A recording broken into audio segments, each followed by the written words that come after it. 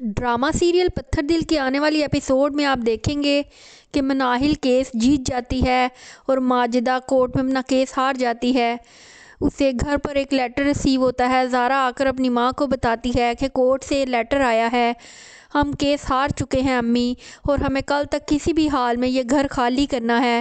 ماجدہ جب یہ بات سنتی ہے تو وہ چکرا کر گر جاتی ہے۔ اس کا بیٹا زین اور زارا اپنی ماں کو جلدی جلدی ہاسپٹل لے کر جاتے ہیں۔ وہاں جا کر جب ماجدہ کے رپورٹس وغیرہ آتی ہیں تو ڈاکٹر زین کو بتاتی ہیں کہ آپ کی والدہ کو بلڈ کینسر ہے، اور وہ بھی لاسٹ سٹیج کا۔ زین بہت پریشان ہو جاتا ہے یہ بات سن کر۔ وہ ڈاکٹر سے کہتا ہے کہ ریکوری کے کوئی چانسز نہیں ہیں ڈاکٹر صاحبہ۔ تو ڈاکٹر کہتی ہیں کہ ان کی 4تھ سٹیج ہے، چانسز بہت زیادہ کم ہیں۔ لیکن ماجدہ تھوڑی سی ریکور ہوتی ہے تو بچے اسے گھر واپس لے آتے ہیں۔ مناہل کو جب پتہ چلتا ہے تو وہ بھی ولید کے ساتھ گھر پر آتی ہے اپنی پھپھو کی خبر لینے کے لیے۔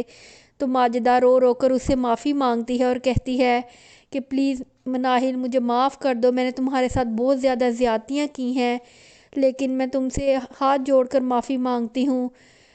یہ صرف اس لیے نہیں کہ مجھے تمہارے مکان کا کوئی لالچ ہے، وہ تمہاری پراپرٹی ہے، تم اپنے پاس رکھو، لیکن مجھے دل سے بس ایک بار معاف کر دو، مجھ سے بہت غلطی ہو گئی۔ مناہل کہتی ہے پھپھو آپ ایسا مت کہیں، آپ میری بڑی ہیں، میں آپ کو پہلے ہی معاف کر چکی ہوں۔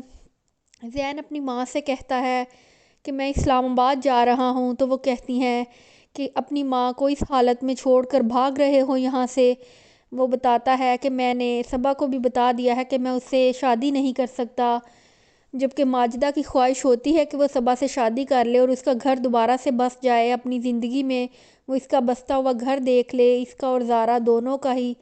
زین اپنے دل کو راضی نہیں کر پاتا صبا سے شادی کرنے کے لیے۔ جب صبا کو زین کے انکار کا پتہ چلتا ہے تو وہ رونے لگ جاتی ہے اور کہتی ہے مناہل تم میں ایسی کون سی خوبی ہے جس کی وجہ سے تم سب کو اپنا گرویدہ بنا لیتی ہو، ہر کوئی تمہاری ہی طرف کھینچا چلا آتا ہے، تمہاری ہی وجہ سے زین نے آج مجھے انکار کر دیا، وہ میرے ساتھ شادی نہیں کرے گا، پہلے تم نے ولید کو مجھ سے چھین لیا، اب زین نے بھی تمہاری ہی وجہ سے مجھے انکار کیا ہے۔